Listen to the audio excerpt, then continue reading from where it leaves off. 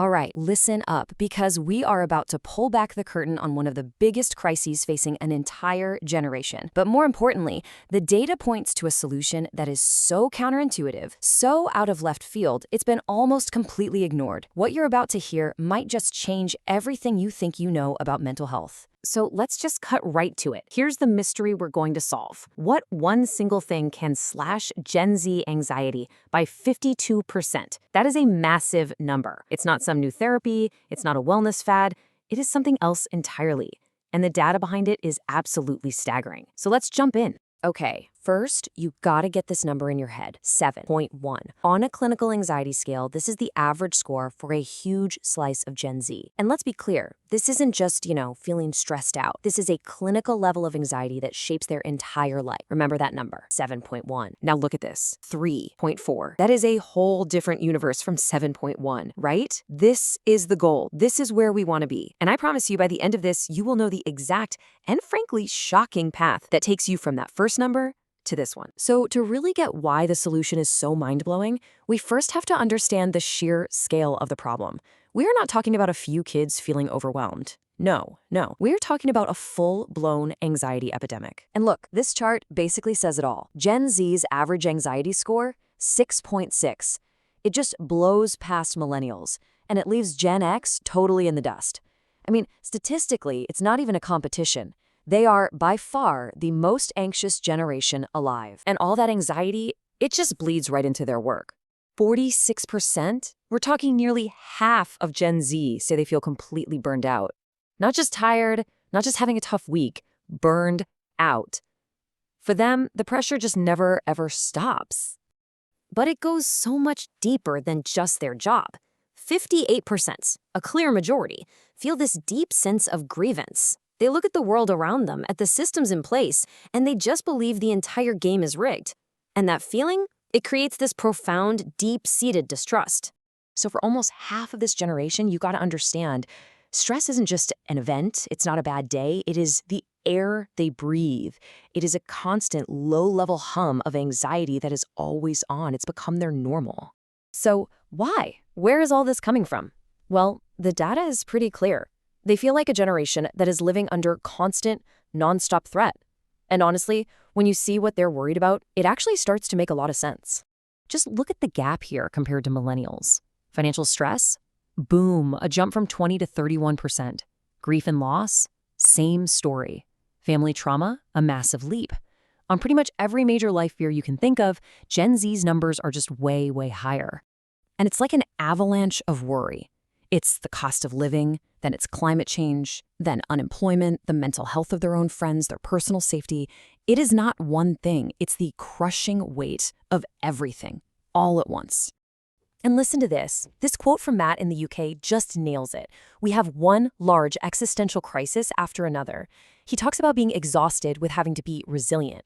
It's not one storm they had to get through. For them, it feels like a permanent hurricane season. So all this nonstop chaos leads to what might be the real core of the crisis. It's not just the problems themselves, it's about who they feel they can trust, or more accurately, who they can't trust to fix them. For Gen Z, the entire foundation of trust in society has just crumbled. I mean, think about it. Their whole worldview was forged in fire.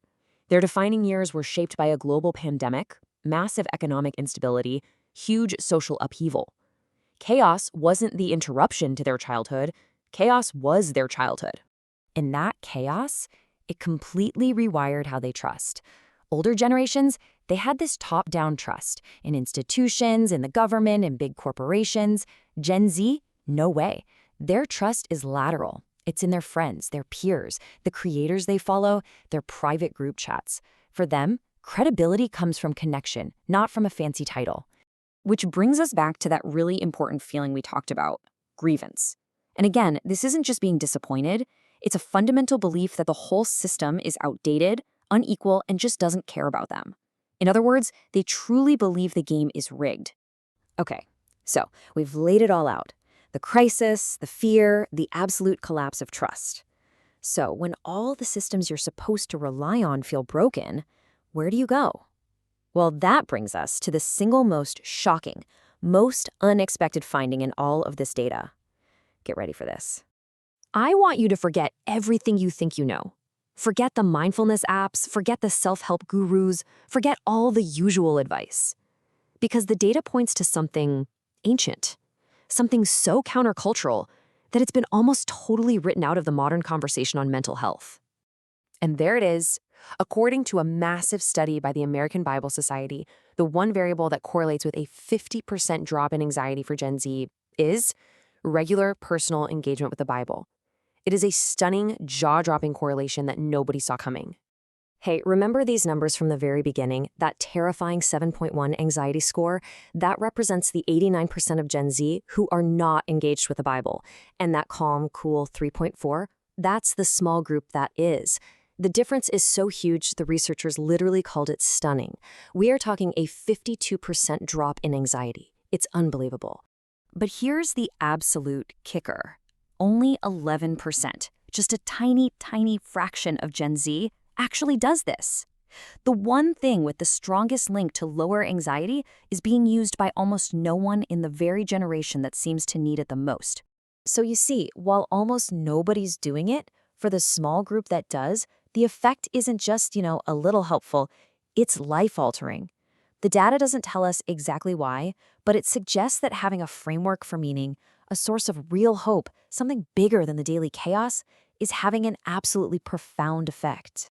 And that leaves us with this one final, really important question. In a world that feels like it's spinning out of control, in a world of broken trust, what is this data really trying to tell us?